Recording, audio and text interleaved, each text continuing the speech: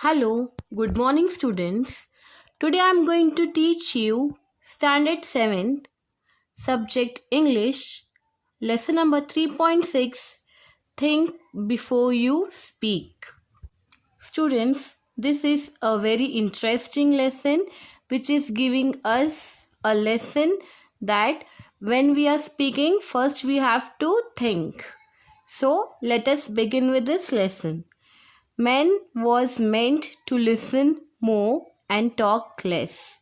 That is why, as the great British statesman Benjamin Disraeli said, nature has endowed man with two ears and one mouth.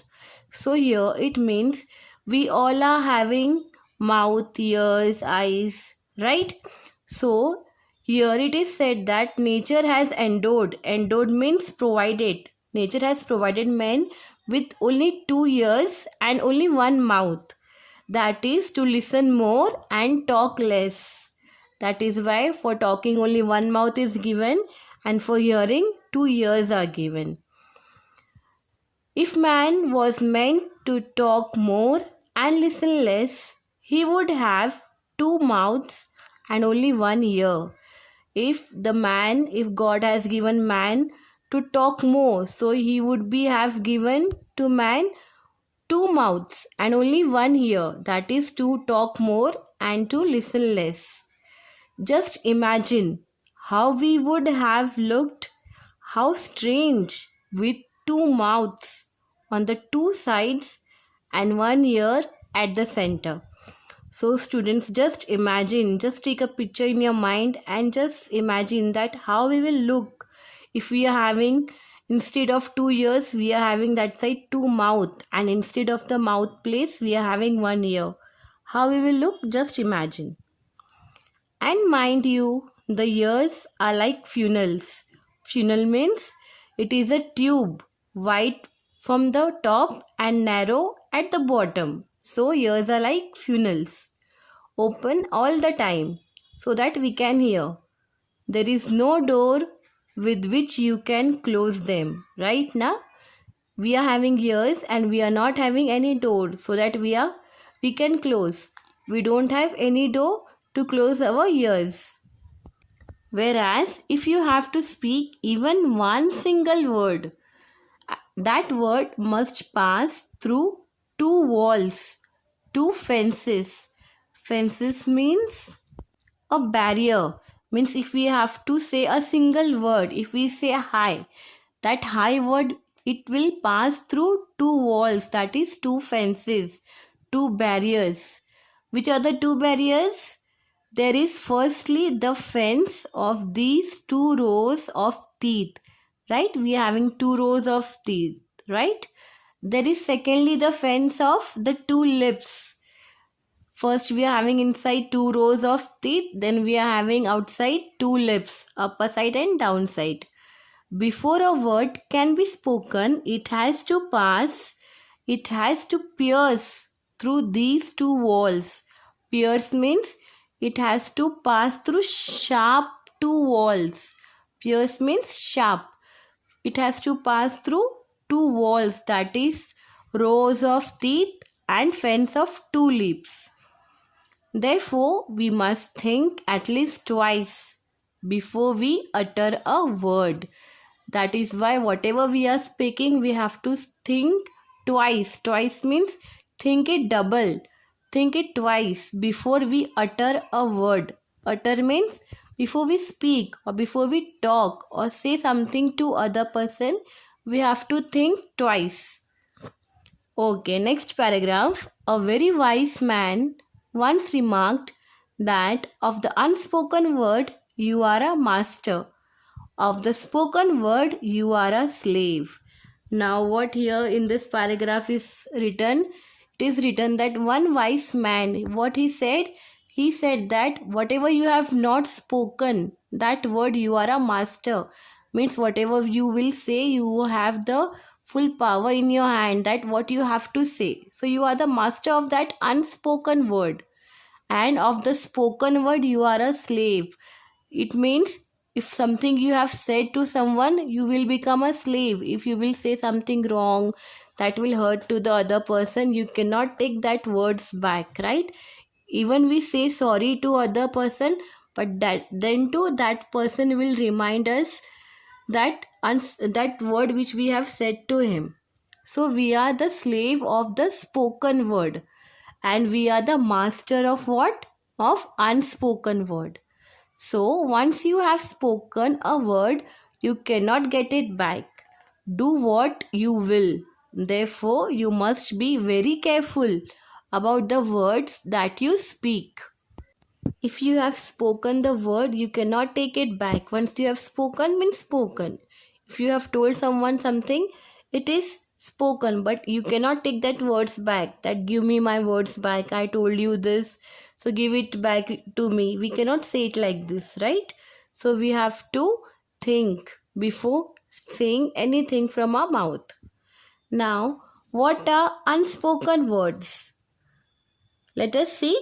They are the things you want to say but remain unsaid as thoughts in your mind.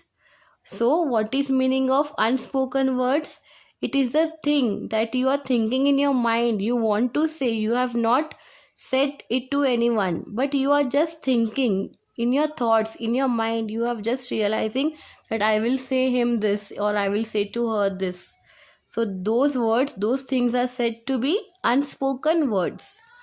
Once you have put the thoughts into words, once the words have left your lips, you cannot change them or control them. So the thoughts which you are thinking in your mind, once you have made that thoughts into a word, means you have translated that thoughts into the word from your lips which you have uttered, you cannot change them. Because why? You have said it. So you cannot change it and you don't have any control on them if you spoke any word.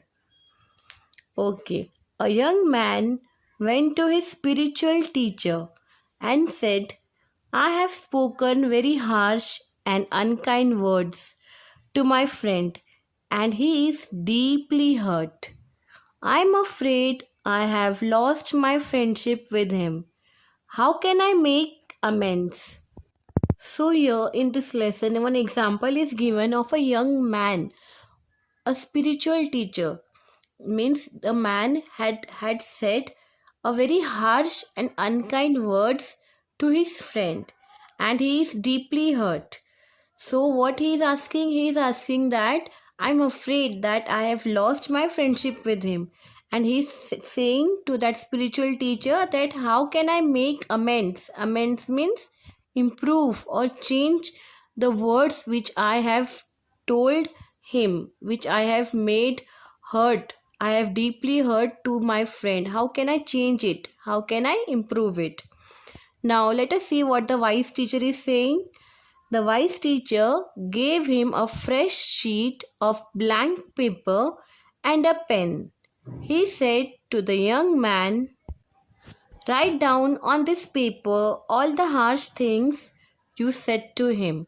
Now, what this wise teacher is saying to that young man, he has given him a blank paper and the pen, and he told him that write down on this blank paper whatever the harsh things you have said to your friend.